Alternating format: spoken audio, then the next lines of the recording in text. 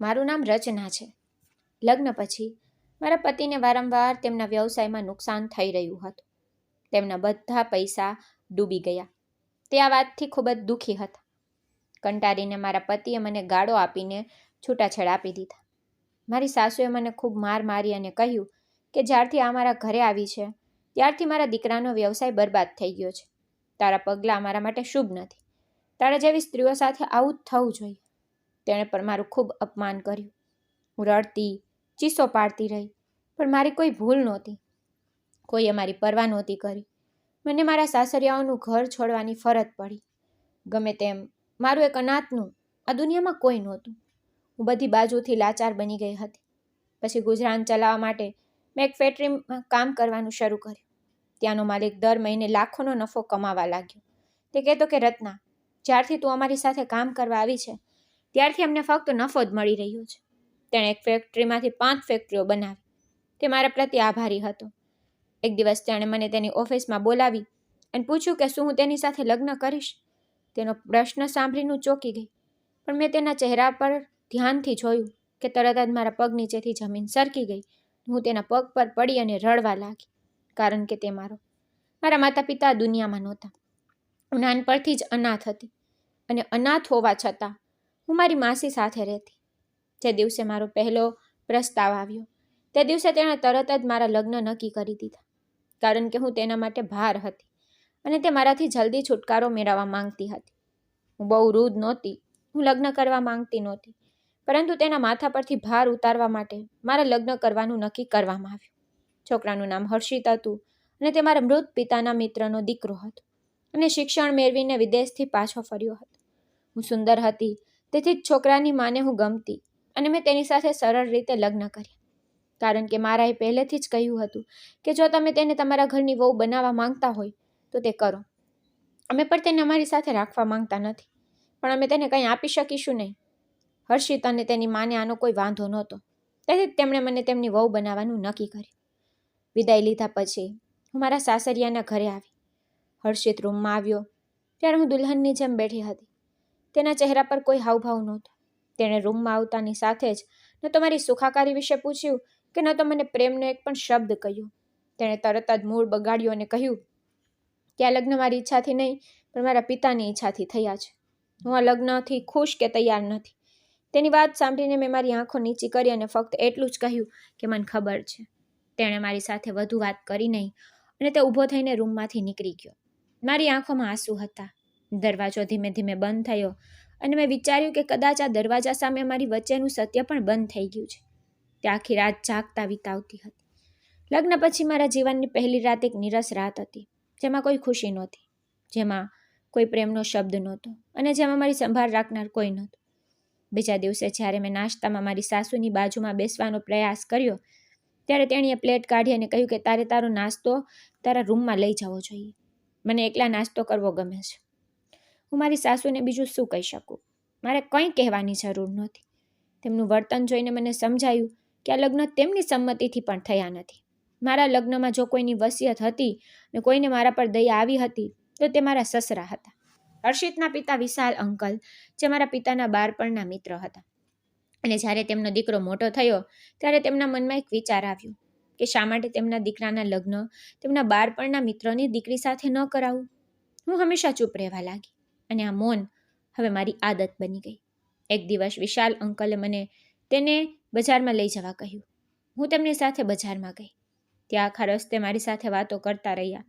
તે કહેતા હતા કે તારા પિતા ખૂબ સારા વ્યક્તિ હતા અને તારી માં ખૂબ જ હિંમતવાન સ્ત્રી હતી. જો તે જીવતી હોત તો તે તારા વિશે અલગ રીતે વિચારતી હોત. મેં કહ્યું કે જો મારા માતા પિતા જીવતા હોત તો હું આ બધું સહન કરી શકી ન હોત. વિશાલ અંકલ ચૂપ થઈ ગયા. તેમને ખબર હતી કે તેમના પરિવારમાં પણ કોઈએ મને સ્વીકારી નથી. જ્યારે અમે પાછા આવ્યા ત્યારે હર્ષિતના રૂમમાંથી મોટા અવાજો આવી રહ્યા હતા. તે તેની મા સાથે દલીલ કરી રહ્યો હતો. મેં અવાજ સાંભળ્યો. હર્ષિત તેની માને કહી રહ્યો હતો કે આ બધું મારા પિતાની ઈચ્છાથી થયું છે. મેં ક્યારેય કહ્યું નહોતું કે હું આટલી જલ્દી લગ્ન કરવા માંગુ છું. મમ્મી, જો તમને મારા માટે કોઈ બીજી છોકરી ગમતી હતી તો તમારે પપ્પા સાથે દલીલ કરવી જોઈતી હતી. તમે મને શા માટે ઠપકો આપો છો? પછી મારા સાસુનો અવાજ ઊંચો થયો. તેમણે કહ્યું કે હું એટલે કહી રહી છું કારણ કે તે પણ તારા પિતાની ઈચ્છા સરળતાથી સ્વીકારી લીધી. તારે ના પાડવી જોઈતી હતી. કેવું જોઈતું હતું કે મને આ છોકરી પસંદ નથી. તે છોકરી ખરેખર તારા માટે લાયક જ નથી. જો તે તમારા માટે લાયક હોત તો હું ખુશીથી તારા લગ્ન તેની સાથે કરાવત. મેં તારા માટે ખૂબ જ સુંદર અને સારી છોકરી શોધી હતી. તારા પિતા કહેતા રહ્યા કે તે મારા મિત્રની દીકરી છે, તેને સ્વીકારો, તેને આપણા ઘરની વહુ બનાવો. હવે હું બીજાઓને શું કહું? મારા પતિની વાત સ્વીકારવા ખાતર મેં સમાજના લોકોને પણ તે કહ્યું છે કે આ છોકરી સુંદર હતી, ગરીબ હતી, તેથી હું તેને મારા ઘરની વહુ બનાવવા તૈયાર છું. પણ મારું હૃદય તેને મારી પુત્રવધુ તરીકે સ્વીકારી રહ્યું નથી. તારા પિતાની જૂની મિત્રતાને કારણે મારું બધું બરબાદ થઈ ગયું. મેં મારા પુત્ર માટે શું વિચાર્યું હતું ને શું થયું? હું દરવાજા પાછળથી દૂર ખસી ગઈ. મને ત્યાંથી ભાગવાનું મન થયું, પણ હું ક્યાં જઈ શકું? મારી પાસે જવા માટે કોઈ જગ્યા નહોતી. સાંજે હર્ષિત ફરીથી રૂમમાં આવ્યો. આ વખતે મને તેની આંખોમાં થોડી કોમળતા દેખાઈ. કદાચ તે તેની મા સાથે દલીલ કરીને કંટાળી ગયો હતો. કદાચ તે મારા મૌનથી કંટાળી ગયો હતો. તે મારી નજીક આવ્યો અને કહ્યું કે રત્ના, તું કંઈ બોલતી નથી. જો તું કંઈક કહેવા માંગતી હોય તો તું કહી શકે છે. મેં ફક્ત એટલું જ કહ્યું કે જો હું કહું તો કદાચ તમે વધુ મૂંઝાઈ જશો. તેણે મારી તરફ ધ્યાનથી જોયું. પછી તેણે કહ્યું કે તું ખૂબ જ સુંદર છે. કદાચ એટલા માટે જ પપ્પાએ તને મારા માટે પસંદ કરી છે. મેં હળવું સ્મિત દબાવ્યું અને મારા હૃદયમાં શાંતિ અનુભવી, કારણ કે આ પહેલા શબ્દો મારા પતિના મોંમાંથી પ્રશંસા તરીકે નીકળ્યા, જેમાં મને મારી હાજરીનો અહેસાસ થયો. ભલે તે મારી સુંદરતા પર હોય. મારા સસરા વિશાલ અંકલનું જીવન મારા માટે છત જેવું હતું. તેમની હાજરીમાં બધી શાંતિ અને ફરિયાદો દબાઈ જતી. પણ અચાનક તે છત પડી ગઈ. સવારનો સમય હતો, જ્યારે હું નાસ્તો બનાવી રહી હતી કે મને બહારથી અવાજ સંભળાયો. જ્યારે મેં દરવાજો ખોલ્યો ત્યારે મેં નોકરાણીને મારી તરફ દોડતી જોઈ. તેના મોઢામાંથી ફક્ત એક જ શબ્દ નીકળ્યો, માલિક શ્વાસ લઈ રહ્યા નથી. આ સાંભળીને એવું લાગ્યું કે બધું જ બંધ થઈ ગયું હોય. હર્ષિત અને મારી સાસુ દોડ્યા. હું તેમની પાછળ ગઈ તો જોયું કે વિશાલ અંકલ સોફા પર પડેલા હતા. તેમનો ચહેરો સફેદ થઈ ગયો હતો. તેમને હોસ્પિટલ લઈ જવાનો પ્રયાસ કરવામાં આવ્યો, પરંતુ તેઓ તો ઘણા સમય પહેલાં જ આ દુનિયા છોડીને ચાલ્યા ગયા હતા. ડૉક્ટરે તેમનું એક સરળ ચેકઅપ કર્યું. પછી તેઓએ કહ્યું કે તેઓ આ દુનિયા છોડીને ચાલ્યા ગયા છે અને હૃદયરોગના હુમલાને કારણે તેમનું સ્થળ પર જ મૃત્યુ થયું છે. તે ક્ષણ એવી હતી કે ઘરમાંથી પ્રકાશનો છેલ્લો દીવો પણ ઓલવાઈ ગયો હોય. થોડા દિવસો પછી જ્યારે શોક કરનારાઓ ગયા અને પછી ઘરમાં શાંતિ છવાઈ ગઈ, ત્યારે અચાનક મારી સાસુનો દેખાવ બદલાઈ ગયો. તેમનું વર્તન બદલાઈ ગયું હતું. પહેલાં જે સ્ત્રી મારા સસરાની સામે મારાથી દૂર રહેતી હતી, તે હવે મને હેરાન કરવા લાગી. એક દિવસ તે મારા રૂમના દરવાજા પાસે આવી. તેણે જોરથી દરવાજો ખોલ્યો અને કહ્યું કે જ્યારથી આ કમનસીબ ઘરમાં આવી છે ત્યારથી તેણે શાંતિપૂર્ણ દિવસ જોયો નથી. તેની વાત સાંભળીને હું કંઈ બોલી શકી નહીં. માત્ર તેની આંખોમાં એક વિચિત્ર ભાવ હતો, જાણે હું કંઈ પડછાયો હોય. હર્ષિતે પહેલેથી જ કંઈ કહ્યું નહોતું. તે પોતે આઘાતમાં ચાલ્યો ગયો હતો.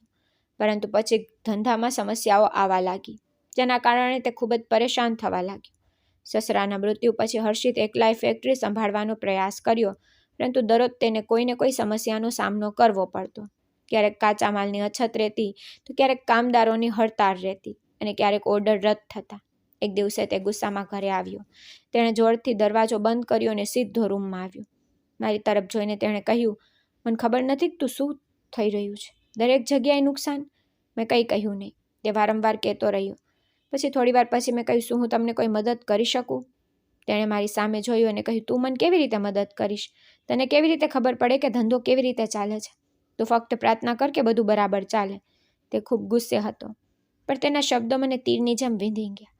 સાંજે જ્યારે હું રસોડામાં કામ કરી રહી હતી, ત્યારે મારી સાસુ તેની પુત્રી સાથે બેઠી હતી. તે બંને એકબીજા સાથે વાતો કરી રહી હતી. જ્યારે મેં તેમની વાત સાંભળી, મારી સાસુએ કહ્યું કે હવે ભગવાન જ બચાવે. હવે આ છોકરીના દુર્ભાગ્યથી. પહેલાં તેણે મારા પતિને ખાઈ ગઈ, હવે બંને પિતા અને પુત્રનો ધંધો બધું ખાઈ જશે. તેના પગલાં આપણા માટે શુભ નથી. તે આપણા માટે બરબાદીનો માર્ગ બનીને આવી છે. મારી નણંદે તેની મા સાથે સંમત થઈને કહ્યું કે હા મા, મેં તમને તો પહેલેથી જ કહ્યું હતું કે અમારા શિક્ષિત ભાઈ માટે બીજી છોકરી શોધો. પરંતુ પિતાના આગળ આપણે બધા નમવું પડ્યું. જે પોતે અનાથ હતી, જેમણે ક્યારેય કોઈ ખુશી જોઈ નહોતી. અમારા ઘરે આવ્યા પછી પણ તેણે અમારી ખુશી પર ખરાબ નજર નાખી દીધી. મારી સાસુનો અવાજ થોડો વધુ ઊંચો થઈ ગયો. તેમણે કહ્યું કે જ્યારથી તે અમારા જીવનમાં આવી છે ત્યારથી આપણું જીવન બરબાદ થઈ ગયું છે. મને ખબર નથી કે હવે શું બાકી છે જે તે બરબાદ કરશે. મારી નણંદે કહ્યું, મમ્મી, મને હવે ભાઈની ચિંતા છે. ભાઈનો ધંધો ધીમે ધીમે ખોટમાં જઈ રહ્યો છે. એવું બની શકે કે ધંધો પણ સમાપ્ત થઈ જાય અને ભાઈ... એટલું કહીને તે ચૂપ થઈ ગઈ. મારી સાસુ કહેવા લાગી, શુભ શુભ બોલ. મારા પતિ હવે રહ્યા નથી. હવે જો મારા દીકરાને કંઈ થશે તો હું કોના પર આધાર રાખીશ? પણ હું આ છોકરીને છોડીશ નહીં. દરવાજા પર ઊભી રહીને બધું સાંભળી રહી હતી. હું મારી જાતને કાબૂમાં રાખી રહી હતી. હું શાંતિથી મારા આંસુ લૂછીને મારા રૂમમાં આવી. હર્ષિતને કંઈ કહેવાનો કોઈ ફાયદો નહોતો, કારણ કે તેના ચહેરા પર પણ ફરિયાદો લખાઈ રહી હતી. એક દિવસ જ્યારે હર્ષિત ફેક્ટરીથી ઘરે પાછા ફર્યા ત્યારે તેની માએ તેને રોક્યા અને કહ્યું, દીકરા, જો હું તારું કલ્યાણ ઈચ્છું છું, આ છોકરીથી પોતાને અલગ કર. તેને આપણા ઘરમાંથી કાઢી મૂક. આ છોકરી તારા માટે તેના અશુભ પગલાં લઈને આવી છે. ઘરની ખુશીની સાથે તે તને પણ ખાઈ જશે. હર્ષિત ગુસ્સામાં હાથ ઝટકીને કહેવા લાગ્યો, મમ્મી, કૃપા કરીને પપ્પા પછી બધું મારા માથા પર છે. મને કામ કરવા દો. હું આ દરરોજની વાતો સાંભળીને કંટાળી ગયો છું. આ સાંભળીને મારી સાસુ ચૂપ થઈ ગઈ, પણ તેના ચહેરા પર એવી શાંતિ હતી જે તોફાન પહેલાંની હોય છે. થોડા દિવસો પછી જ્યારે મેં ડાઇનિંગ ટેબલ પર ભાત મૂક્યા ત્યારે મારી સાસુએ થાળી ઊંધી કરી અને કહ્યું કે આ ભાત છે તેમાં મીઠું નથી. શું તે જીવનમાં કંઈ શીખ્યું છે કે નહીં, કે તને ફક્ત તારી સુંદરતા પર ગર્વ થયો છે? મારા પતિ પર ત્યાં બેઠા હતા. તેમણે એકવાર મારી સામે જોયું પણ કંઈ કહ્યું નહીં અને પાણીનો ગ્લાસ ઉપાડીને પીવા લાગ્યા. ઘરનું વાતાવરણ દરરોજ વધુ ને વધુ ભારે થતું જતું હતું. હર્ષિતની આંખોમાં હવે પહેલાં જે કોમળતા દેખાતી તે રહી નહોતી. મારી સાસુની શૈલી પહેલેથી જ મારી સાથે ખૂબ કડક હતી, પરંતુ હવે તે હંમેશા ગુસ્સામાં કંઈક ઉપાડીને મારા પર ફેંકવાની તક શોધતી હતી. ક્યારેક શબ્દોમાં, ક્યારેક આરોપોમાં. હું ફક્ત મારા રૂમની દિવાલો તરફ જોતી રહેતી, જાણે મારા બધા આંસુ ચૂપચાપ જોયા હતા. મારા પતિ આખો દિવસ ફેક્ટરીમાં રહેતા, પણ સાંજે આવ્યા પછી પણ તેઓ વાત કરતા નહોતા. હું ખોરાક રાંધતી અને તૈયાર રાખતી, પછી તે ખાતા પણ કંઈ બોલ્યા વિના. ક્યારેક તે કંઈક કહેતા, જેમ કે મીઠું વધારે પડતું હોય કે તેલ થોડું વધારે હોય. એક સાંજે હું રસોડામાં હતી ત્યારે ટેબલ પર પડેલો હર્ષિતનો મોબાઈલ વાગવા લાગ્યો. સ્ક્રીન પર એક અજાણ્યો નંબર હતો. છોકરીનું નામ પણ દેખાઈ રહ્યું હતું, સુરભી. ફોન વારંવાર વાગતો રહ્યો. મેં વિચાર્યું કે કંઈક મહત્વપૂર્ણ વાત હશે, તેથી મેં અચકાતા ફોન ઉપાડ્યો અને હેલો કહ્યું. બીજી બાજુથી નરમ અવાજ આવ્યો, હર્ષિત, તું કેમ નથી આવતું? હું આટલા લાંબા સમયથી તારી રાહ જોઈ રહી છું. આ સાંભળીને હું જાણે પથ્થરની બની ગઈ. મેં ફક્ત એટલું જ કહ્યું, તમે કોણ? બીજી બાજુ શાંતિ છવાઈ ગઈ અને પછી કોલ ડિસ્કનેક્ટ થઈ ગયો. મેં ફોન નીચે મૂક્યો ત્યાં જ હર્ષિત રૂમમાં આવ્યા. તેણે મારા હાથમાં તેનો મોબાઈલ જોયો, પછી તેનો ચહેરો બદલાઈ ગયો અને તેણે કહ્યું કે તે મારા ફોનને કેમ સ્પર્શ કર્યો. મેં કહ્યું કે ફોન આવી રહ્યો હતો. મેં હમણાં જ તે રિસીવ કર્યો હતો. તેણે મારો હાથ મજબૂતીથી પકડીને કહ્યું, તું કોણ છે મારા ફોન પર વાત કરવા માટે? મેં કહ્યું કે મેં ફક્ત ફોન ઉપાડ્યો હતો. તેણે મને એટલી જોરથી ધક્કો માર્યો કે હું પાછળ પડી ગઈ, દિવાલ સાથે અથડાઈ ગઈ. બીજી ક્ષણે તેનો હાથ મારા ચહેરા પર હતો. તેણે બૂમ પાડીને કહ્યું કે રચના, તારી મર્યાદામાં રહે. હું તને સહન કરી રહ્યો છું, પણ હું આવા કૃત્યો બિલકુલ સહન નહીં કરું.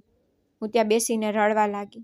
ચહેરા પર હાથ રાખીને મારી આંખોમાંથી સતત આંસુ વહેતા હતા, પણ હવે કોઈને કહેવા માટે કંઈ બચ્યું નહોતું. હર્ષિત બહાર ગયા. તેણે જોરથી દરવાજો બંધ કરી દીધો. બીજા દિવસે સવારે મારી સાસુ રૂમમાં આવી. મારા ચહેરા પર સોજો જોઈને હસવા લાગી. કહ્યું, હા, આખરે હર્ષિત સમજી જ ગયો કે તને કેવી રીતે કાબૂમાં રાખવી છે. મેં કહ્યું કે મમ્મીજી, મેં કંઈ ખોટું કર્યું નથી. તેણે કહ્યું, બસ હવે ફરિયાદ ના કર.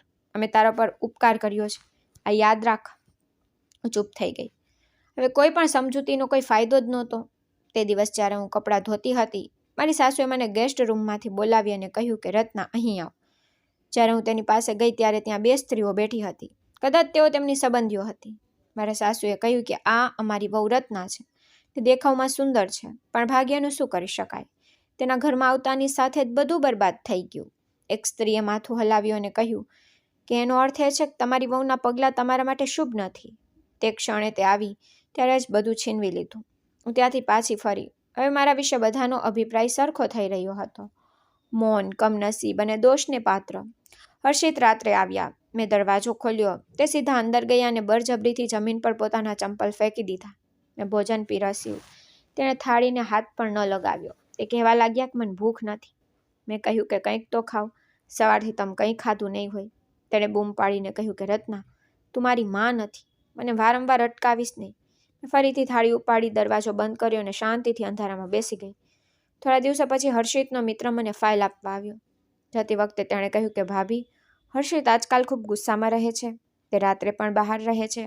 બધું બરાબર છે ને? મેં ફક્ત હસીને માથું હલાવ્યું અને કહ્યું હા, બધું બરાબર છે. કદાચ તે સમજી ગયો કે કંઈ બરાબર નથી, પણ કંઈ કહ્યું નહીં. એક સાંજે જ્યારે હું કપડાં સરખા કરી રહી હતી ત્યારે હર્ષિત ફોન પર કોઈની સાથે મોટેથી વાત કરી રહ્યા હતા. તેણે કહ્યું કે મેં તને કેટલી વાર કહ્યું છે કે રાત્રે ફોન ન કર. ઘરે ઘણી તકલીફ છે. હા ઠીક છે, આપણે કાલે મળીશું. જ્યારે તેણે ફોન બંધ કર્યો ત્યારે મેં કંઈ કહ્યું નહીં. મેં ફક્ત આંખોમાં જોયું પૂછ્યું કે કોણ હતું. તેણે મારી તરફ જોયું ને હસ્યા. તેણે કહ્યું કે તે તપાસ કેમ શરૂ કરી દીધી? મેં કહ્યું ના, હું ફક્ત પૂછી રહી છું. તેને કહ્યું યાદ રાખ, જ્યારે કોઈ સ્ત્રી પોતાના પતિના પડછાયા તરફ પણ જોવા જ લાગે છે ને ત્યારે તે માન ગુમાવી દે છે. આટલું કહ્યા પછી તે ચૂપ થઈ ગયા અને હું પણ ચૂપ થઈ ગઈ. મારી સાસુનું વર્તન તો વધુ કઠોર બની ગયું. ક્યારેક તે કહેતી કે તે મારા ઘરની શાંતિ બગાડી છે. ક્યારેક તે કહેતી કે મેં હર્ષિતની હાલત જોઈ છે. તારા કારણે તે કેટલી ખરાબ થઈ ગઈ છે. હવે હું દરેક વ્યક્તિ માટે ફક્ત એક અસ્તિત્વ હતી જે દરેક પીડાનું નિશાન હતી. હું દરેક આરોપની દિવાલ હતી. જેમ જેમ દિવસો પસાર થતા ગયા તેમ તેમ આ ઘરમાં મારો દરજ્જો પડછાયા જેવો થઈ ગયો. મારો કોઈ અધિકાર નહોતો કે અવાજ નહોતો. મારી સાસુના શબ્દો હવે ફક્ત કડવા જ નહોતા, પણ તે ઝેરી બની રહ્યા હતા. જ્યારે પણ મારી નણંદ ઘરે આવતી ત્યારે તેના શબ્દોમાં એ જ કટાક્ષભરી નફરત જે તેને મારી સાસુ પાસેથી વારસામાં મળી હોય તેવું લાગતું હતું. એક દિવસ હું રસોડામાં દાળ વઘારી દેતી હતી ત્યારે મારી નણંદ આવી અને દરવાજા સામે ઝૂકીને ઊભી રહી ગઈ. તેણે કહ્યું કે ભાભી, મેં સાંભળ્યું છે કે તમે રાત્રે જાગતા રહો છો. શું તમે કોઈ જાપ કરો છો કે કોઈ કાળો જાદુ કરો છો? હું ચોંકી ગઈ. તેની તરફ જોઈ મેં કહ્યું ના, ફક્ત મને ઊંઘ નથી આવતી. તેને કહ્યું હા, જ્યારે હૃદયમાં ચાલાકી હોય તો મન કેવી રીતે સુવા દે? તેનો અવાજ ટોણા મારતા ઝેરથી ટપકતો હતો. મારી સાસુ પણ ત્યાં આવીને કહ્યું કે અમે પહેલેથી જ કહ્યું હતું કે આ છોકરી સરળ નથી. જ્યારથી હર્ષિત તેની નજીક આવ્યો છે ત્યારથી બધું વિરુદ્ધ થઈ રહ્યું છે. ઘરની શાંતિ, ધંધો અને તારા પિતાનું જીવન બધું તેના કારણે ખોવાઈ ગયું. મેં મારી આંખો નીચી કરી. હવે મારા હૃદયમાં કોઈ પ્રતિક્રિયા નહોતી. આ બધું સાંભળીને ચૂપ રહેવાની મારી આદત બની ગઈ. સાંજે હર્ષિત ઘરે મોડા આવ્યા. તેના ચહેરા પર થાકની સાથે બળતરા પણ હતી. જ્યારે મેં તેને પાણી આપ્યું ત્યારે તેણે કહ્યું કે દરરોજ એક નવી સમસ્યા છે. કામદારો હડતાળ પર જાય છે, તેના ઉપર શાહુકારો મને ફોન પર ફોન કરી રહ્યા છે. મેં ધીમેથી કહ્યું કોઈની સાથે વાત કરો, કોઈ સમજદાર પાસેથી સલાહ લો.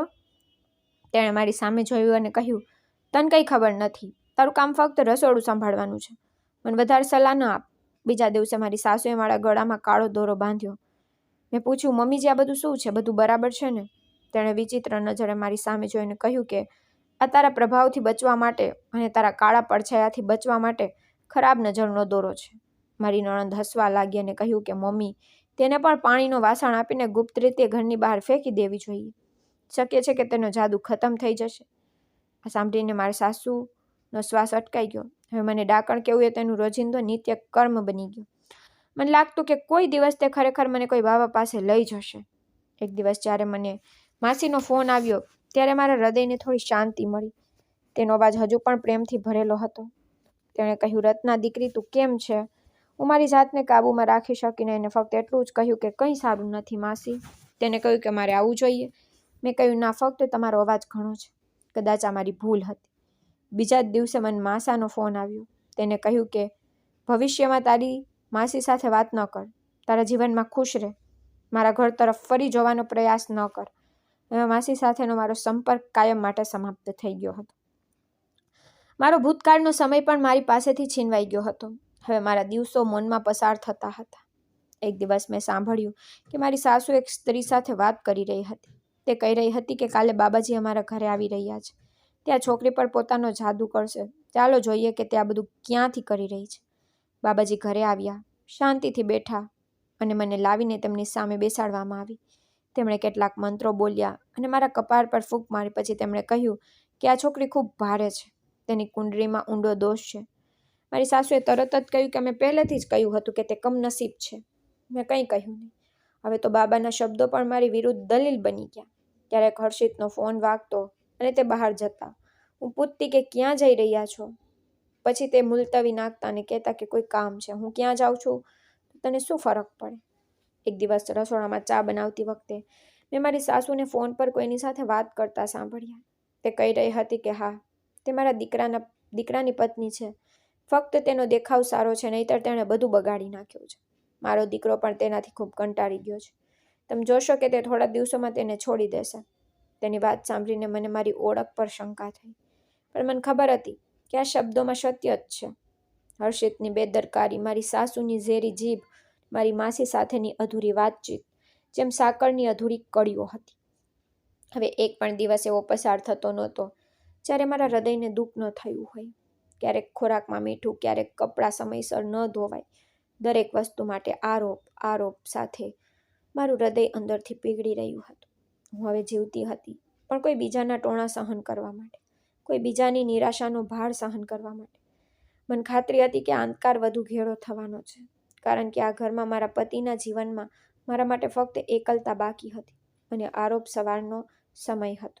હું રસોડામાં લોટ ભેરવી રહી હતી ત્યારે મારી સાસુએ ટેબલ પર વાસણ જોરથી માર્યું અને કહેવા લાગી કે આ કેવું શાક છે. આ છોકરીને ખબર પણ નથી કે કેટલું મીઠું નાખવું અને કેટલું નહીં. દિવસે ને દિવસે કામમાં તેની બેદરકારી વધી રહી છે. મેં ધીમેથી કહ્યું કે મમ્મીજી, જો સ્વાદ સારો ન હોય તો હું કંઈક બીજું બનાવી આપું છું.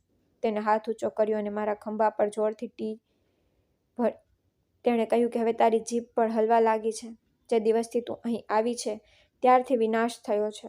મારા દીકરાનો ધંધો બરબાદ થઈ ગયો છે, અમારું ઘર બરબાદ થઈ ગયું છે અને શાંતિ પણ બરબાદ થઈ ગઈ છે. ચૂપ થઈ ગઈ. મારી આંખોમાં આંસુ આવવા લાગ્યા, પણ છતાં મેં મારી જાતને કાબૂમાં રાખી. મારી નણંદે હસતા હસતા કહ્યું, મમ્મી, શબ્દોનો તો તેના પર ક્યારેય પ્રભાવ પડતો જ નથી. જ્યાં સુધી તમે કોઈ બાબાને બોલાવીને તેની સારવાર ન કરાવો ત્યાં સુધી તે અહીંથી નહીં જાય. મારી સાસુએ એક વાસણ ઉપાડીને મારી તરફ ફેંક્યું. તે વાસણ જમીન પર પડી ગયું અને અવાજ થયો. તેણે કહ્યું, અહીંથી ચાલી જા. તે ગુસ્સે થઈ ગઈ અને કહ્યું કે આજથી હું તારો ચહેરો કે તારી બદ ઇરાદા જોઈશ નહીં. હું પાછળ હટી ગઈ. તેના હાથમાં લાકડાની લાકડી હતી. તેણે મારી કમર પર જોરથી માર્યું અને કહ્યું, મારા ઘરમાંથી નીકળી જા, હમણાં ને આ જ ક્ષણે. મેં રડતા કહ્યું, મમ્મીજી, હું ક્યાં જઈશ? મારું કોઈ નથી. મેં મારા હાથ જોડી દીધા. તેને કહ્યું, નરકમાં જા, પણ ફરી ક્યારેય મારા દરવાજાની અંદર ન આવતી. તેણે મારો હાથ પકડીને મને દરવાજા તરફ ખેંચીને લઈ ગઈ. જ્યારે દરવાજો ખુલ્યો ત્યારે પડોશની સ્ત્રીઓ ત્યાંથી પસાર થઈ રહી હતી. હું અચકાઈ રહી હતી, પણ મારી સાસુએ મને જોરથી ધક્કો માર્યો અને કહ્યું, તું દુષ્ટ સ્ત્રી, મારા ઘરમાંથી બહાર નીકળી જા. હું જમીન પર પડી ગઈ. મારો હાથ ઉજરાથી ભરાઈ ગયો. મારા કપાળમાંથી લોહીના ટીપા ટપકતા હતા. આસપાસના લોકો અટકી ગયા, પણ કોઈ આગળ આવ્યું નહીં. તે એક ક્ષણ એક અવાજ આવ્યો, મમ્મી, તમે શું કરી રહ્યા છો? તે મારો દેવર કૈલાશ હતો. તે ઝડપથી મારી નજીક આવ્યો. તેને મને સહારો આપ્યો અને કહ્યું, ભાભી, તમે ઠીક છો ને? મેં થાકેલા શબ્દોમાં કહ્યું કે હું ઠીક છું. કૈલાશ મારી સાસુ તરફ જોઈને કહ્યું, આ બધું શું છે? તમે તેને કેમ મારી રહ્યા છો? તમે તેને શેરીમાં ધકેલી દીધી. પડોશના લોકો જોઈ રહ્યા છે. મારી સાસુએ જોરથી બૂમ પાડી અને કહ્યું, મારા રસ્તામાંથી નીકળી જા કૈલાશ. આ છોકરીએ બધું બરબાદ કરી દીધું છે. તારા ભાઈને ખાઈ ગઈ. હવે તે આપણું ઘર પણ બરબાદ કરી રહી છે. કૈલાશે મારા કપાળ પરથી લોહી લૂછ્યું અને કહ્યું, મમ્મી, થોડી તો શરમ રાખો. તમારા વર્તનથી બધું બરબાદ થઈ ગયું છે. આમાં ભાભીનો કોઈ વાંક નથી. તે ચૂપચાપ બધું સહન કરી રહી છે. મારી સાસુએ કહ્યું, હા હા, તેને તારા પર પણ જાદુ કર્યો છે. હવે આ ડાકરે તારા પર પણ જાદુ કર્યો છે. તે બધાને તેના જાદુમાં ફસાવી રહી છે. તું પણ રોજ તેના રૂમમાં જોવા મળે છે. તમારા બંને વચ્ચે શું ચાલી રહ્યું છે? આ સાંભળીને કૈલાશનો ચહેરો ફીકો પડી ગયો. તેને કહ્યું, મમ્મી, તમે શું કહી રહ્યા છો? તમને ખબર પણ છે કે તમે કોને દોષ આપી રહ્યા છો? અમારી ભાભી છે. મારી સાસુએ કહ્યું, મને બધું ખબર છે. એક દિવસ બધું બહાર આવશે. તારા જેવા દેવર હવે દેવર નથી રહ્યા. કૈલાશે મને ખંભાથી સહારો આપ્યો અને કહ્યું, ભાભી, તમે અંદર આવો. ધીમેથી કહ્યું, ના કૈલાશ, હવે હું અહીં રહી શકતી નથી. મને રોકશો નહીં. તેને કહ્યું, ભાભી, તમારી પાસે રહેવાની કોઈ જગ્યા નથી અને તમે આ હાલતમાં ક્યાં જશો? મેં ધીમેથી કહ્યું, હવે હું સહન કરી શકતી નથી. તેણે મક્કમતાથી કહ્યું કે હું જોઈશ કે તમને આ ઘરમાંથી કોણ બહાર કાઢે છે. તે મને મારો હાથ પકડીને અંદર લઈ ગયો. આસપાસના પાડોશીઓ હજુ પણ દરવાજા પાસે ઊભા રહીને જોઈ રહ્યા હતા. મારી સાસુએ કૈલાશનો હાથ હટાવવાનો પ્રયાસ કર્યો અને કહ્યું કે તેને છોડી દે કૈલાશ. કૈલાશે ગુસ્સામાં કહ્યું કે હવે તમે કંઈ નહીં કહો. હું પણ મારા પિતાની મિલકતમાં ભાગીદાર છું અને આ ઘર મારું પણ છે, મારા પિતાનું છે. જો આ ઘરમાં કોઈનો હક છે તો ભાભીનો પણ છે. મારી સાસુ ગુસ્સાથી ચૂપ થઈ ગઈ. હું અંદર ગઈ. જ્યાં મારી જગ્યા પહેલાં હતી ત્યાં બેસી ગઈ. મારું હૃદય લગભગ બંધ થઈ ગયું. મારી નણંદે ચૂપચાપ મોબાઈલ પર કોઈને મેસેજ મોકલ્યો. જરૂર તેણે મારા પતિને મેસેજ મોકલ્યો હશે. થોડા સમય પછી હર્ષિત ઘરે આવ્યા અને સીધા મારી પાસે આવ્યા. તેણે પૂછ્યું શું થઈ રહ્યું છે. કૈલાશે તેને બધું કહ્યું અને તે ચૂપચાપ સાંભળતા રહી. પછી કૈલાશે તેની મા તરફ ફરીને કહ્યું, મમ્મી, તમે ખરેખર ભાભી પર હાથ ઉપાડ્યો. તમે તેને શેરીમાં ધક્કો માર્યો. તમે આ કેવી રીતે કરી શકો છો? મારી સાસુએ કહ્યું કે હા, કારણ કે તે બધું બગાડી રહી છે અને હવે તેણે તારા ભાઈને પણ કાબૂમાં લઈ લીધો છે. હર્ષિતે મારી સામે જોયું. હું શાંતિથી બેઠી રહી. મારો ચહેરો સૂજી ગયો હતો. આંખો લાલ થઈ ગઈ હતી.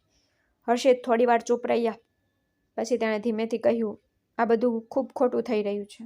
કૈલાશે કહ્યું, હજુ પણ સમય છે ભાઈ, જાતે જ જુઓ કે કોણ તમારી વિરુદ્ધ છે ને કોણ તમારી સાથે છે. હર્ષિતે પોતાની નજર ટાળી દીધી હતી. મારી સાસુ મોટા અવાજે કહેવા લાગી, બંધ કરો તમે બંને. આ છોકરીને સહારો આપીને તમે બંને મારું મોં બંધ કરી દીધું છે. હું ધીમે ધીમે ઊભી થઈ અને કહ્યું કે હું હવે અહીં રહી શકતી નથી. કૈલાશે મારી તરફ જોયું અને કહ્યું કે ભાભી, હવે તમે એકલા નથી. હું જોઈશ કે તમને આ ઘરમાંથી કોણ કાઢી મૂકે છે. તે દિવસે મારા માટે બધું બદલાઈ ગયું. હવે ઘરમાં કોઈ શાંતિ નહોતી, પણ વિશ્વાસની દિવાલ ઊભી થઈ ગઈ. બંને બાજુ સંબંધો શાંત હતા. ઘરની હવા હવે સંપૂર્ણપણે ઝેરી થઈ ગઈ હતી. કૈલાશે મારા પક્ષમાં બોલ્યા પછી મારા સાસુની નજરમાં એકમાત્ર હેતુ બચ્યો હતો કે મને ગમે તે ભોગે આ ઘરમાંથી બહાર કાઢી મૂકવામાં આવે અને હવે તે આરોપના સૌથી ખરાબ હથિયાર સિવાય બીજી કોઈ પદ્ધતિનો ઉપયોગ કરવા માંગતી નહોતી. કૈલાશ બપોરે બહારથી આવ્યો.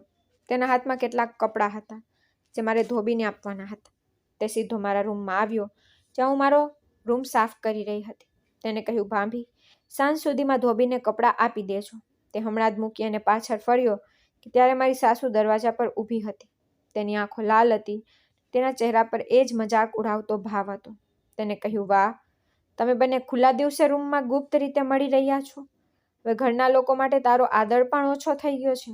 કૈલાશ ચોંકી ગયો. તેને કહ્યું, મમ્મી, તમે શું કહી રહ્યા છો? હું ભાભીને કપડાં આપવા જ આવ્યો હતો. મારી સાસુનો અવાજ વધુ ઊંચો થઈ ગયો. તેણે કહ્યું, ઠીક છે, કપડાં બંધ દરવાજા પાછળ આપવામાં આવી રહ્યા છે. બધું સમજું છું. ઘણા સમયથી તમારા બંનેના ચહેરા જોઈ રહી છું. તો વારંવાર તેના રૂમમાં કેમ આવે છે? હું ચૂપચાપ ઊભી હતી. મેં કહ્યું, મમ્મીજી, તમે અમારા પર ખોટો આરોપ લગાવી રહ્યા છો. તે ચીસો પાડીને બોલી, ચૂપ રહે. હવે તારું મોં ન ખોલ. બચ્ચલન સ્ત્રી, તે મારા બંને દીકરાઓને બરબાદ કરી દીધા. કૈલાશે આગળ વધીને કહ્યું, મમ્મી, થોડી તો શરમ રાખો. તમે હવે હદ ઓળંગી રહ્યા છો. મારી સાસુએ કહ્યું, મને કે તું કયા સંબંધથી વારંવાર તેના રૂમમાં આવે છે? તું તેનો દેવર છે કે બીજું કંઈ? આ સાંભળીને કૈલાશનો ચહેરો કઠોર થઈ ગયો. તેને કહ્યું, હું તેનો નાનો ભાઈ છું અને હંમેશા રહીશ. તમે જે આરોપ લગાવી રહ્યા છો તે કોઈ પણ માને શોભતા નથી. મારી સાસુએ ચીસ પાડી અને મારી નણંદ દોડતી આવી. તેને પૂછ્યું, શું થયું મમ્મી? મારી સાસુએ કહ્યું, બધું બરબાદ થઈ ગયું છે દીકરી. મારી સાસુ રડતી હતી અને કહેતી રહી, મેં તારી ભાભી અને તારા નાના ભાઈને મારા ખુલ્લા હાથે પકડી લીધા છે. નણંદે મારી સામે નફરતથી જોયું અને કહ્યું, હું પહેલા દિવસથી જ કહેતી આવી છું કે તે નિર્દોષ નથી. રૂમનો દરવાજો જોરથી ખુલ્યો. હર્ષિત અંદર આવ્યા. તેનો ચહેરો ગુસ્સાથી બળી રહ્યો હતો. તેને ગર્જના કરતા અવાજમાં કહ્યું, આ બધું શું છે? મારી સાસુ આગળ આવીને કહ્યું, દીકરા, મારી નજર સામે શું બન્યું તે કહેવાની શું જરૂર છે? મેં હમણાં જ જોયું છે તારી પત્ની કૈલાશ સાથે રૂમમાં એકલી હતી. હર્ષિતનો ચહેરો થીજી ગયો હોય તેવું લાગતું હતું. તેણે એકવાર મારી સામે જોયું અને પછી એકવાર તેના ભાઈ તરફ. તે મારી તરફ આવ્યો અને કહ્યું, આ સાચું છે? મેં કહ્યું, ભગવાનની ખાતર મારી વાત સાંભળો, આ બધું જૂઠ છે. કૈલાશ મારા રૂમમાં ફક્ત મને કપડાં આપવા આવ્યો હતો. મારા પતિએ બૂમ પાડી અને મને ચૂપ રહેવા કહ્યું. મેં નજર ચોરી કરી, જાણે વાસ્તવિકતાથી બચવું સહેલું હોય. અને પછી શું? મને ઘરમાંથી કાઢી મૂકવામાં આવી. બેભાન થઈ ગઈ હતી. જ્યારે હું ભાનમાં આવી ત્યારે મેં જોયું કે હું હોસ્પિટલમાં છું. નર્સે મને પાણી આપ્યું અને કહ્યું કે તમે ઘણું સહન કર્યું છે, પણ હવે તો સ્વસ્થ થવાનો સમય આવી ગયો છે. 2 દિવસ પછી એક મહિલા આવી અને મને નરમ શબ્દમાં કહ્યું કે અમે તારા માટે આશ્રય ગૃહની વ્યવસ્થા કરી છે. ત્યાં તમને સંપૂર્ણ સુરક્ષા મળશે અને તમારી નવી શરૂઆત પણ થશે. હું ચૂપ રહી. હવે નિર્ણય મારી ઈચ્છા મુજબ થઈ રહ્યો નહોતો, પરિસ્થિતિ મુજબ થઈ રહ્યો હતો. આશ્રય ગૃહનો દરવાજો ધીમે ધીમે ખુલ્યો. પછી શાંત રસ્તે દિવાલો પર અધૂરા સપનાના કેટલાક ચિત્રો હતા. મને રૂમમાં એક પલંગ આપવામાં આવ્યો. બાજુના પલંગ પર બેઠેલી એક મહિલાએ હસીને કહ્યું, તું અહીં નવી છે? તારું નામ શું છે? મેં ધીમેથી કહ્યું, રચના. તેને કહ્યું કે હું પલ્લવી છું. અહીં બધાનો ભૂતકાળ ખૂબ જ જટિલ છે, પણ એક વાત યાદ રાખ, અહીં કોઈ કોઈને કમનસીબ કહેતું નથી. મેં છત તરફ જોતા શાંતિથી રાત વિતાવી. ઊંઘ ઘણા સમયથી મારી દુશ્મન હતી. બીજા દિવસે સવારે સ્લેટર હોમના ઇન્ચાર્જ શાલિની મેડમ મારી પાસે આવ્યા અને કહ્યું કે રચના, જો તું ઈચ્છે તો તું અહીં થોડું કામ કરી શકે છે. અમે ફેક્ટરીઓ સાથે વાત કરી છે. જો તું સખ્ત મહેનત કરશે તો તું પોતાના પગ પર ઊભી રહી શકશે. મેં પહેલી વાર મારી જાતને પૂછ્યું, શું હું ફરીથી કંઈક બની શકું છું? જવાબમાં મને મૌન મળ્યું, પણ થોડી સંમતિ થઈ. 2 દિવસ પછી મને ટુવાલ ફેક્ટરીમાં લઈ જવામાં આવી. ત્યાં સામાન્ય લોકો હતા, પણ વાતાવરણ ખૂબ જ યોગ્ય લાગતું હતું. પહેલી વાર મને એવું લાગ્યું કે હું કોઈ કામ કરવા સક્ષમ છું.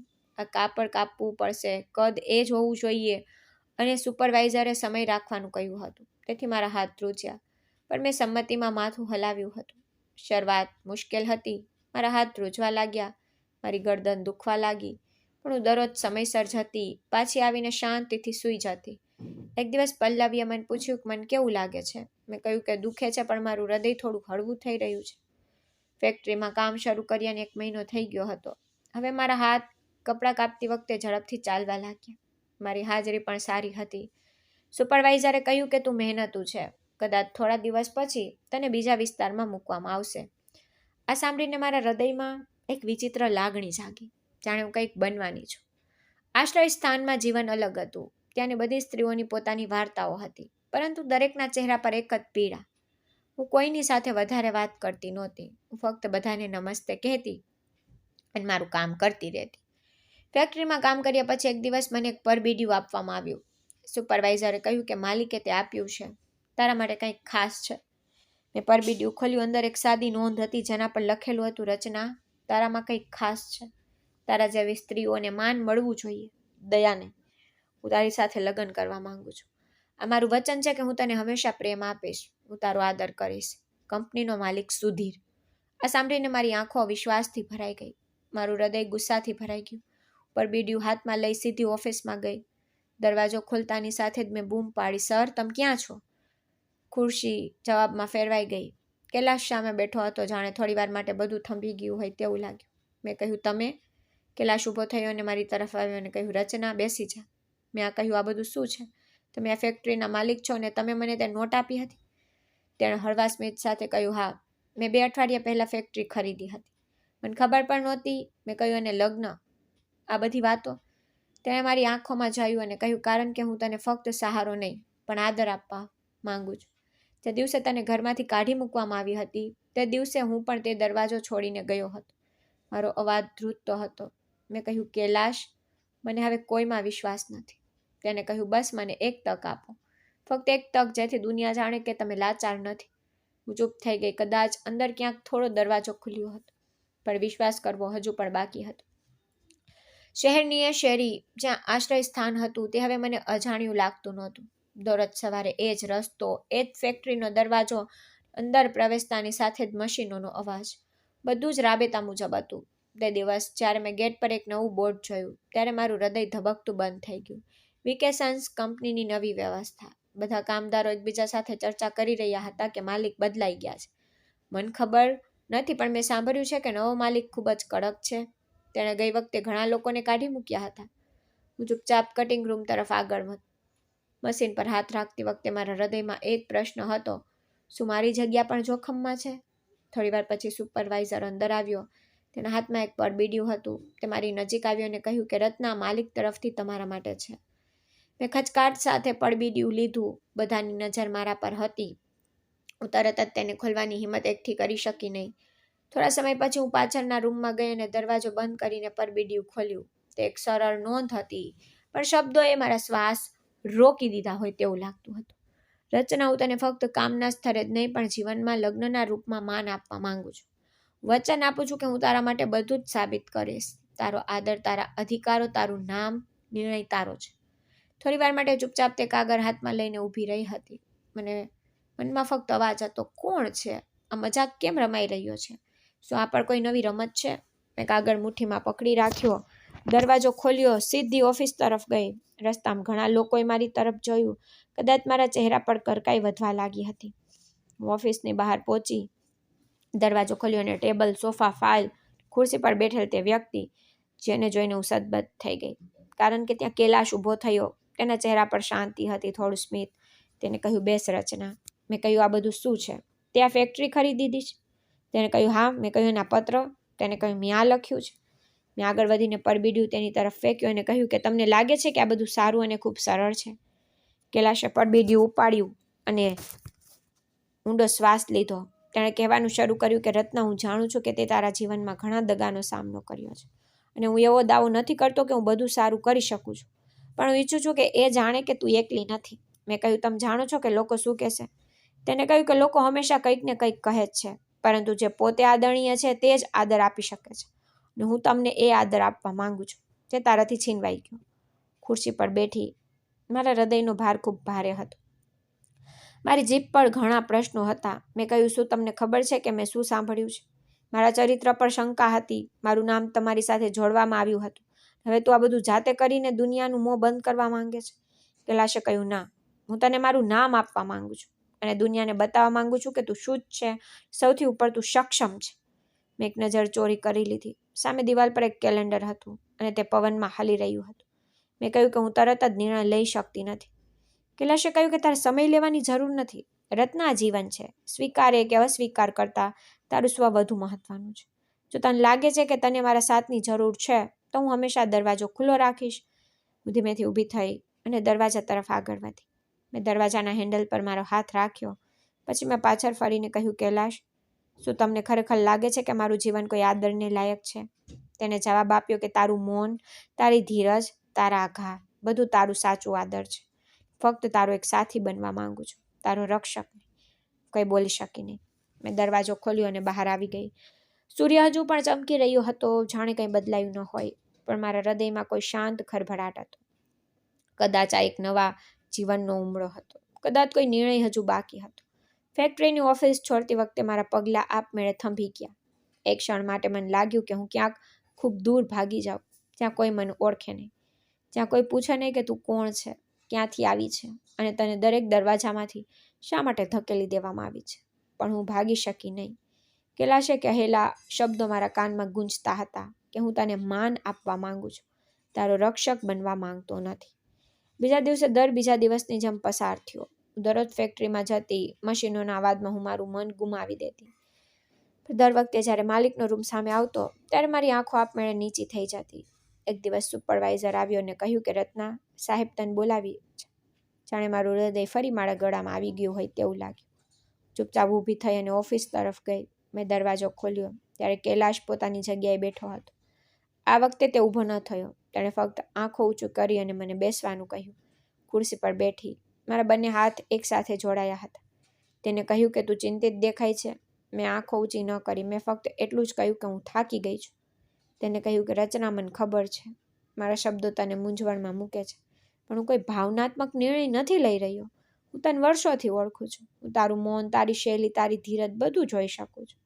મેં ધીમા અવાજે કહ્યું કે કૈલાશ, આ બધું બહુ વહેલું છે. તેને કહ્યું, ના, આ બધું મોડું થઈ ગયું છે. તને યાદ છે તે દિવસે જ્યારે તને ઘરમાંથી કાઢી મૂકવામાં આવી? મેં મારી મા સાથે ઝઘડો કર્યો. ભાઈએ મને થપ્પડ મારી, પણ મેં તને જવા દીધી હતી. ત્યારે પણ હું કંઈક કરવા માંગતો હતો. તે કહ્યું હતું કે મને રોકશે નહીં. તારા કારણે આ બધું મારી સાથે થયું છે. એ શબ્દો હજુ પણ મારા હૃદયને વિંધે છે. હું ચૂપ રહી. એક ક્ષણ માટે મેં તેની આંખોમાં જોયું, જ્યાં કોઈ વિનંતી નહોતી. તે ફક્ત એક વિશ્વાસ હતો. તેને કહ્યું, તું જાણે છે કે હું અહીંથી અમેરિકા પાછો જઈ શક્યો હોત. મારી પાસે બધું હતું, પણ મેં તે બધું છોડી દીધું. ફક્ત એ સાબિત કરવા માટે કે તું લાચાર નથી. મેં કૈલાશને પૂછ્યું, દુનિયા શું વિચારશે? તેમણે જે આરોપો લગાવ્યા છે તે હવે સાચા સાબિત થશે. કૈલાશનો વાત થોડો કઠોર બન્યો. તેને કહ્યું, દુનિયા પાસે કહેવા માટે કંઈક ને કંઈક તો છે જ, પરંતુ જો આપણે લોકોના શબ્દોના આધાર આપણું જીવન જીવીશું તો શાંતિ ક્યારેય નહીં આવે. હું ઈચ્છું છું કે તું મારી સાથે નવું જીવન શરૂ કરે, મારી સમાન બનીને, કોઈ પણ પ્રકારની કૃપાના આધારે નહીં. મેં કહ્યું, કૈલાશ, હું તૂટી ગઈ છું. તેને કહ્યું, અને હું સુધારવા માટે કોઈ નથી, ફક્ત એક ભાગીદાર છું. મેં ધીમેથી કહ્યું, શું તું ખરેખર સમજે છે કે આપણે સાથે છીએ? તેને હા કહ્યું. અને જો તું પણ એવું જ વિચારશે તો આપણને કોઈના ખુલાસાની જરૂર નથી. રૂમમાં મૌન પરવર્તું હતું. મશીનોનો બહાર દોડી રહ્યા હતા. સમય આગળ વધી રહ્યો હતો, પરંતુ મારી અંદર બધું શાંત થઈ ગયું હોય તેવું લાગતું હતું. થોડી વાર પછી કૈલાશે કહ્યું, જો તું હા કહે તો લગ્ન અહીં થશે, સરળ રીતે. ફેક્ટરી સ્ટાફની સામે જ લોકોએ તને મહેનત કરતા જોઈ છે.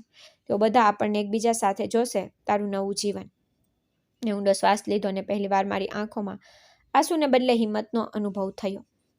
મેં કહ્યું, ઠીક છે કૈલાશ, પણ એક શરત છે. તેને કહ્યું, શું? મેં કહ્યું કે આ સંબંધનો પાયો ફક્ત સત્ય પર આધારિત હોવો જોઈએ. કોઈ ઢોંગ ન હોવો જોઈએ અને કોઈ બદલો ન હોવો જોઈએ. કૈલાશે હળવા સ્મિત સાથે માથું હલાવ્યું અને કહ્યું કે આ એક વચન છે. ઊભી થઈ ગઈ. મારા હૃદયમાં એક વિચિત્ર કોમળતા આવી ગઈ, જાણે વર્ષો પછી અંદરની કઠિનતા તૂટી રહી હોય. દરવાજામાંથી બહાર નીકળતી વખતે મેં છેલ્લી વાર પાછળ ફરીને કહ્યું કે કૈલાશ, તારી વાત હંમેશા સાંભળ્યા પછી કદાચ આજે મને ખાતરી થઈ ગઈ છે કે બધું પૂરું થઈ ગયું નથી. તેણે નરમ અવાજમાં કહ્યું, ના રત્ના, હવે બધું શરૂ થવાનું છે. આ રીતે ક્ષણ હતી જ્યારે મેં પહેલીવાર મારા જીવનને મારા નિર્ણય સાથે આગળ વધતા જોયું. કદાચ આ નવા જીવન તરફ મારું પહેલું પગલું હતું.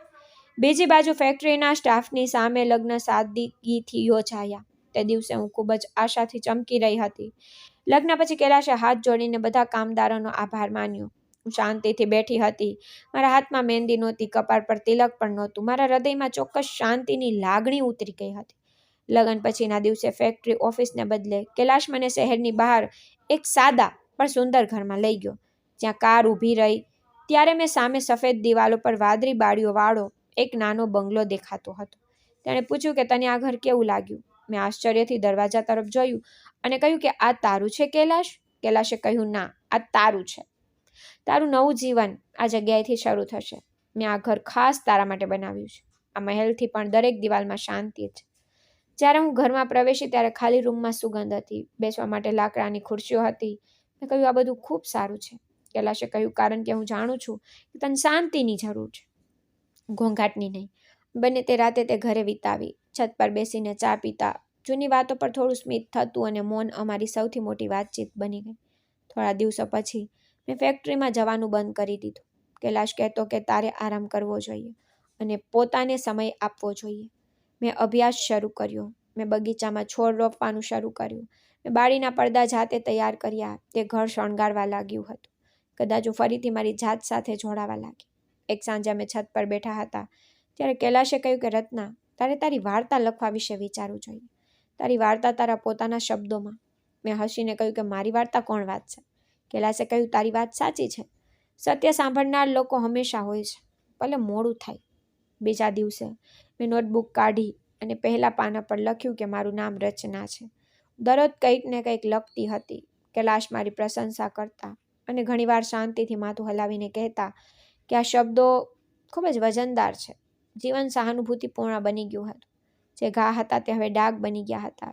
એક સાંજે જ્યારે વરસાદ પડી રહ્યો હતો ત્યારે હું બારી પાસે બેઠી હતી, ચા પી રહી હતી. કૈલાશે આવીને મારા ખંભા પર ધાબળો મૂક્યો અને કહ્યું કે ઠંડી લાગશે? મેં કહ્યું કે વરસાદની સુગંધમાં થોડી રાહત છે. તેને કહ્યું, આરામ તારા ચહેરા પર છે. રત્ના, એવું લાગતું હતું કે જીવન આપણી પાસેથી છીનવી લીધેલ દરેક વસ્તુ પાછી આપી રહ્યું છે, પણ આરામ કાયમ માટે નથી. તે દિવસે સવારે દરવાજો ખખડાવ્યો. મેં કૈલાશને અવાજ કર્યો કે કોઈ આવ્યું છે. તે અખબાર વાંચી રહ્યા હતા. તે ઊભા થયા અને દરવાજા તરફ ગયા. દરવાજો ખોલ્યો તો ત્યારે એક વિચિત્ર શાંતિ છવાઈ ગઈ. મેં મોટેથી પૂછ્યું કે કોણ છે? કૈલાશનો અવાજ આવ્યો કે રત્ના, અહીં આવ. હું બહાર ગઈ. દરવાજા પર એક સ્ત્રી ઊભી હતી. તેણે ચંપલ પહેર્યા નહોતા. તેના હાથમાં પ્લાસ્ટિકની થેલી હતી અને તેને કહ્યું કે મને ભગવાનના નામે કંઈક આપો. મેં તેના ચહેરા તરફ જોયું કે તરત જ મારા પગલાં અટકી ગયા. આંખો પહોળી થઈ ગઈ અને જીભ શાંત થઈ ગઈ. તે મારી સાસુ હતી. કૈલાશે ધીમેથી કહ્યું, હા, આ તે છે. નજીક ગઈ. મારા પગલાં ડરી ગયા. તેણે મને જોઈને મને ઓળખવાનો પ્રયાસ કર્યો. પછી થોડીવાર પછી તે ચોંકી ગઈ અને કહ્યું કે રત્ના, તું? હું ત્યાં ચૂપચાપ ઊભી હતી. તેના ચહેરા પર વાળ વિખરાયેલા હતા. તેની આંખોમાં ભૂખ હતી. તેને કહ્યું, દીકરી, મને માફ કર. મેં તારી સાથે ખૂબ ખરાબ કર્યું. આજે મારી પાસે કંઈ બચ્યું નથી અને હર્ષિત જેલમાં છે. જે છોકરી સાથે હર્ષિતનું અફેર હતું તે તેને છેતરીને ભાગી ગઈ. કૈલાશે કંઈક કહેવાનો પ્રયાસ કર્યો પણ મેં હાથ ઊંચો કરીને તેને રોક્યા. તેની આંખોમાં જોઈને મેં કહ્યું કે જો તમે દિલથી માફી માંગતા તો તમને અંદર આવવાની છૂટ છે. તે પાછળ હટીને બોલી કે હું મોટી ગુનેગાર છું દીકરી, મને કંઈ નથી જોઈતું, બસ મને માફ કરી દે. કૈલાશે દરવાજો ખોલ્યો અને કહ્યું, મમ્મી, અંદર આવો. તમે જે ગુમાવ્યું તે તમારી સજા હતી, પણ રત્નાએ તમને માફ કરી દીધા છે. મેં મારી ચાદર કાઢીને તેના પર પહેરાવી અને કહ્યું કે આનાથી તમારી જાતને ઢાંકી દો, તમને ઠંડી લાગશે. તેની આંખોમાંથી આંસુ અટકતા નહોતા. અને મને ખબર હતી કે આ તે ક્ષણ હતી જ્યારે મેં વર્ષોથી રહેલા તે ઘા બંધ કરી દીધા હતા. આજે દરવાજા સામે તે સ્ત્રી ઊભી હતી જેને એક સમય મારી સાસુ કહેવામાં આવતી હતી, જેનો અવાજ મારા સપનામાં ગૂંજતો અને જેના શબ્દો મને વર્ષોથી કાંટાની જેમ ચોંટી રહ્યા હતા. હવે તે સ્ત્રી મારી સામે વિખરાયેલ વાળ, ખરાબ કપડાં સાથે તેના હાથ ફેલાવીને ઊભી હતી. તેને કહ્યું, રત્ના, શું તું મને ઓળખી ગઈ? હું થોડી ક્ષણો માટે ચૂપ રહી. હું એ જ સ્ત્રી છું જેણે તારી સાથે ખૂબ જ ખોટું કર્યું. તે રડતી રડતી જમીન પર બેસી ગઈ. તેના અવાજમાં દુખાવો હતો, તેની આંખોમાં પસ્તાવો હતો. કૈલાશે મારા ખંભા પર હાથ મૂક્યો. તેને કહ્યું, દીકરા, હવે કંઈ બચ્યું નથી. હર્ષિત જેલમાં છે. જે છોકરી માટે મેં તને બહાર કાઢી મૂકી હતી તેણે અમને લૂંટ્યા. ખરેખર મને ખબર હતી કે હર્ષિતનો કોઈ છોકરી સાથે અફેર હતો અને હું ઈચ્છતી હતી કે તે છોકરી મારી વહુ તરીકે આ ઘરમાં આવે અને તને બહાર કાઢી મૂકવામાં આવે. પણ હવે મને મારી ભૂલનો ખૂબ જ પસ્તાવો છે. હવે કોઈ મારી પાછળ નથી. જ્યારે હું એ દીકરીના ઘરે ગઈ જેને હું હંમેશા મારી દીકરી માનતી, ત્યારે તેના પતિએ પણ મને ઘરમાંથી કાઢી મૂકી. હું ઘણા દિવસોથી રસ્તા ઉપર રખડતી રહું છું. આજે મને તારી શેરીનું સરનામું મળ્યું અને હિંમત ભેગી કરી. તે સ્ત્રી મારી સામે બેઠી હતી જે એક સમય મારું માન છીનવી લેવા જતી હતી. આજે તે પોતે મને માન માંગવા આવી હતી. મેં શાંતિથી કહ્યું, તમને યાદ છે જ્યારે તમે મને દરવાજામાંથી ધક્કો મારીને બહાર કાઢી ત્યારે વરસાદ પડી રહ્યો હતો? તે ચૂપ રહી. કદાચ તેને યાદ હતું. મેં કહ્યું કે તમે કહેતા હતા કે હું કમનસીબ છું. મેં બધું ખાઈ લીધું છે. આજે તમારી પાસે શું બચ્યું? કંઈ નહીં. તેને કહ્યું, રત્ના, દિલમાં બસ એક ભાર છે. મેં તને ખૂબ ત્રાસ આપ્યો. મેં કૈલાશને પણ ખરાબ કહ્યું અને તારા પર લગાવેલા આરોપો માટે મને માફ કરી દે. કૈલાશે કહ્યું કે મમ્મી, અમે તમારી પાસેથી બદલો નહીં લઈએ, પણ અમારા દિલમાં તારા માટે જગ્યા છે. મારી સાસુ મારા પગે પડી ગઈ અને કહ્યું કે ભગવાન તમને બંનેને હંમેશા ખુશ રહે. હું કંઈ માંગતી નથી, ફક્ત માથું છુપાવવા માટે જગ્યા જોઈએ છે. કૈલાશે તેનો હાથ પકડીને કહ્યું, આજે અમે એ લોકો છીએ જે તમને આશ્રય આપી રહ્યા છીએ, જેમને તમે તમારા ઘરમાંથી કાઢી મૂક્યા હતા. યાદ રાખજો મમ્મી, ફક્ત તે જ લોકો આદર આપે છે જેમના હૃદયમાં નફરત માટે કોઈ સ્થાન નથી. અમે તેને સહારો આપ્યો અને તેને અંદર બેસાડ્યા. મેં તેને પાણી આપ્યું. કૈલાશે ગરમ કપડાં કાઢ્યા. રાત્રે કૈલાશ મારી સાથે લોનમાં બેઠા અને કહ્યું, મમ્મી, સમયનો ભોગ છે. રત્ના, જેણે તને તોડી નાખી હતી, આજે તે પોતે તૂટી ગઈ છે. મારા પહેલા પતિએ મને ઘરમાંથી કાઢી મૂકી, ત્યારે મને છૂટાછેડા આપ્યા અને હવે તે જેલમાં રહીને તેના કર્મોની સજા ભોગવી રહ્યો છે. તે ભાનમાં આવી ગયો છે. તે શાણપણ કરતાં વધુ શરમની સજા ભોગવી રહ્યો છે. હર્ષિતનું અભિમાન, તેની બેવફાઈ, બધું જ તેને પાછું મળી ગયું છે. 2 દિવસ પછી મારી સાસુને તાવ આવ્યો. મેં તેમને દવા આપી, તેમની સંભાળ રાખી. તે વારંવાર કહેતી રહી, તું કમનસીબ નથી રત્ના. અમે પોતે કમનસીબ હતા કે અમે તને સમજી શક્યા નહીં. મેં ફક્ત એટલું જ કહ્યું કે હવે શાંતિથી રહ્યો, ભૂતકાળ ભૂલી જાઓ. કૈલાશ રાત્રે શાકભાજી લાવ્યા અને મારી સાસુએ કૈલાશને કહ્યું કે દીકરા, મેં તારી સાથે ખૂબ ખરાબ વર્તન કર્યું. મેં તારા ચરિત્ર પર શંકા હતી. મેં તને દોષ આપ્યો છતાં તે મને છોડી નહીં. કૈલાશે કહ્યું, મમ્મી, જે સંબંધો લોહીથી બનેલા નથી તે ભૂલોથી સમાપ્ત થતા નથી. તેમાં ફક્ત સમય લાગે છે. કૈલાશ મારી સાસુનો સોતેલો દીકરો હતો, તેથી તે સરળતાથી તેના પર દોષારોપણ કરતી હતી અને હંમેશા પોતાના દીકરાની ભૂલોની પ્રશંસા કરતી. બધા સાથે બેસીને રાત્રે જમ્યા. તે સ્ત્રી જે એક સમયે મને સ્પર્શ કરવાનો પણ ઇનકાર કરતી, મારી સાથે જમવાનો પણ ઇનકાર કરતી, આજે તે મારા દ્વારા બનાવેલી ચા પી રહી હતી. મને ખબર હતી કે ભૂતકાળના ઘા માફીથી તો ભૂસાશે શકતા નથી, પરંતુ એક નવું જીવન ચોક્કસપણે શરૂ થઈ શકે છે. થોડા અઠવાડિયા પછી કૈલાશે કહ્યું કે રત્ના, હું ઈચ્છું છું કે તું તે વિષય પૂર્ણ કરે જે તે લખવાનું શરૂ કર્યું હતું. તે તારી વાર્તા નથી, પણ તે દરેક સ્ત્રીનો અવાજ છે જે સત્ય સાથે જીવવા માંગે છે. મેં માથું હલાવ્યું અને કહ્યું કે મેં આ વાર્તાનો વિષય વિશે વિચાર્યું છે. કૈલાશે પૂછ્યું, શું? મેં કહ્યું કે જે બીજાઓનું સન્માન કરે, તે માન આપે. અમે બંને હસ્યા. તે સાંજે મેં પહેલું પાનું ફરીથી ખોલ્યું અને નીચે લખ્યું, આ તે બધાના માટે જેઓ છૂટા પડ્યા પછી એક થવાની હિંમત રાખે, જેઓ માને છે કે તાકાત ફક્ત મારવામાં જ રહેલી છે. દરવાજા પર વાગેલી કાંટવાળી ઘંટડી હવે શાંત હતી. ઘરમાં હવે કોઈ અવાજ નહોતો.